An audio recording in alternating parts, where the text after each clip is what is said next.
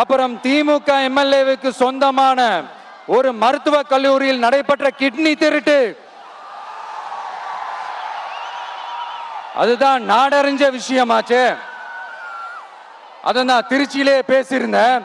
ஆனா அதுல நம்ம நாமக்கலை சேர்ந்தவங்க தான் அதிகமா பாதிக்கப்பட்டிருக்கிறதா சொல்றாங்க.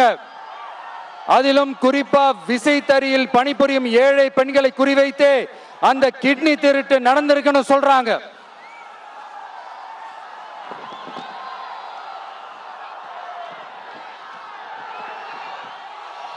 இதுல ஈடுபட்டவங்களை யாரா இருந்தாலும் நம்ம ஆட்சி அமைஞ்சதும் கடுமையாக தண்டிக்கப்படுவார்கள். இந்த கிட்னி திருட்டுக்கு ஆரம்பம் எங்க இருக்குன்னு பாத்தீங்கன்னா கந்துவட்டி கொடுமையில இருக்கு. அதாவது விசைத்தறி தொழிலாளர்களோட வாழ்க்கை தரத்தையும் பொருளாதாரத்தையும் இந்த ஏமாற்று மாடல் திமுக அரசு மேம்படுத்தாத காரணத்தால அவங்க கிட்னி விற்கிற அளவுக்கு தள்ளப்பட்டிருக்கிறாங்க. இது எவ்வளவு பெரிய ஒரு கொடுமை!